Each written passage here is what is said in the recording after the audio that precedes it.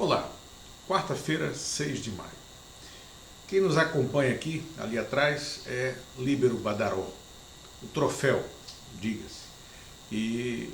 esse era um prêmio, né? Era o maior prêmio de jornalismo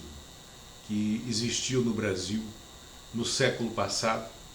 e era concedido às melhores reportagens, em geral reportagens de política, a cada ano. Líbero Badaró morreu, né, defendendo a liberdade. Aliás, foi isso que ele falou para seus assassinos. Provavelmente, nunca ficou comprovada a culpa, né, do Palácio Imperial, mas provavelmente assassinos pagos por Dom Pedro I, que queria calá-lo. Líbero Badaró era um italiano, né, radicado no Brasil, médico, professor de biologia, de ciências, de matemática e jornalista, criador de O Observador Constitucional, e morreu assassinado na noite de 20 de novembro de 1830, na rua que hoje tem o nome dele, no centro de São Paulo, a rua Líbero Badaró, e morreu pelos princípios liberais e pela liberdade que ele defendia em seu jornal. Não por acaso eu o trouxe aqui para que a gente falasse e refletisse um pouco sobre o que está acontecendo no país e como temos a imprensa hoje, apesar de tudo o que aconteceu, apesar de uma certa conivência da imprensa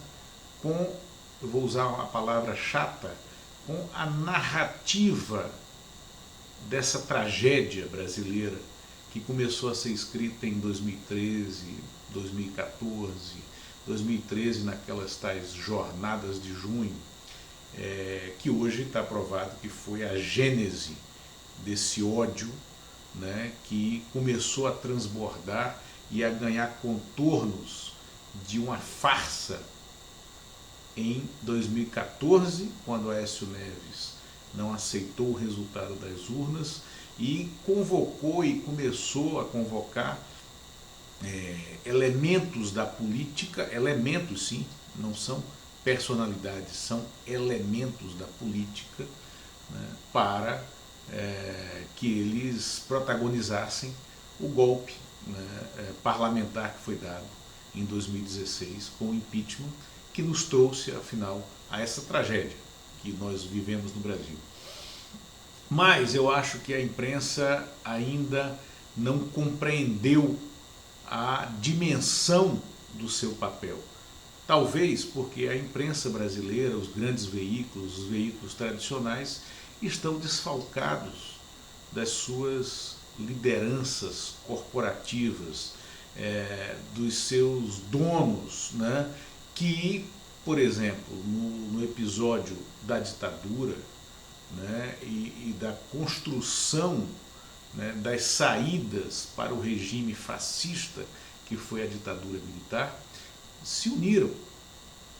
E apesar das divergências e das diferenças que tinham entre eles e que tinham até com os modelos, né, de economia, os modelos de sociedade, conseguiram ser condutores da saída. O mesmo aconteceu durante o período do Collor.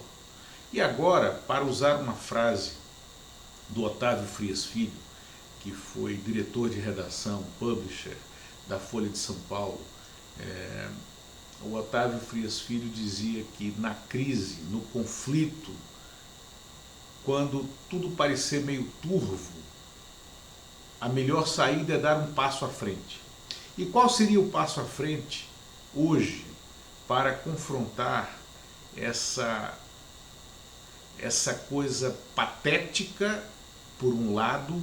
e aviltante, por outro, que é ter um presidente da República que não tem consciência da liturgia do cargo e que fica latindo no cercado, do lado de dentro do cercado do Palácio da Alvorada, convertido em canil, porque o palácio foi convertido em canil e tem ali um asno brincando de pitbull, né, e latindo para o lado de fora. Os grandes veículos, os veículos tradicionais, a mídia tradicional, tinha que convocar nesse momento as vozes mais sólidas, mais experientes que eles ainda têm. Por exemplo, né, por que não o Globo colocar naquela linha de frente ali para confrontar o presidente o Merval Pereira, ou Ascânio Seleme, ou até o Bernardo Melo Franco, que é da nova geração, mas é uma pena consistente, né? Por que não o Estadão não chamar a Eliane Cantanhede, né? o Bombig, né? Ou o Guilherme Evelim, as suas vozes mais consistentes? Por que não a Folha de São Paulo não colocar ali na linha de frente para confrontar diariamente o presidente da República, o Igor Guilherme, né? o Ranier Bragon, que tem feito colunas brilhantes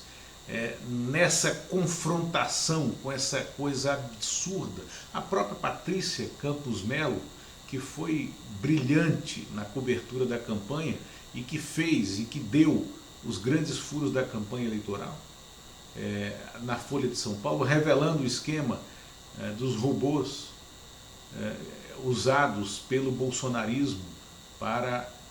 fraudar, ele sim, a eleição, fraudar a campanha. Por que não a Rede Globo trazer o Caco Barcelos, né, ou colocar o Júlio Mosquera, né, personagens que impõem um respeito que o Bolsonaro vai ter que aprender a engolir, né, da imprensa ali, ou o Heraldo, vi pela Globo News, ou a Renata Lopretti, né, transformar aquele cercadinho, né, que protege a imprensa do pitbull raivoso e descerebrado que está sentado na cadeira presidencial, mas colocar do lado certo daquele cercadinho, diante do canil que é o Alvorada, pessoas que intimidem esse presidente e que o obriguem a se portar dentro da liturgia do cargo, que ele não conhece e não o fará, ou a entregar as contas que já está no vermelho, as contas que já estão no vermelho, dessa presidência nefasta, dessa presidência triste, desse período trágico da história brasileira. Acho que é hora de os veículos tomarem uma atitude e darem um passo à frente e criarem o conflito e criarem o confronto à frente mesmo das instituições, como o Supremo Tribunal Federal e como o Parlamento Brasileiro, que, apesar das vozes que contestam essa rotina de ataques, como instituições ainda não estão sabendo agir na defesa da liberdade, como agiu o Líbero Badaró até a morte. Obrigado.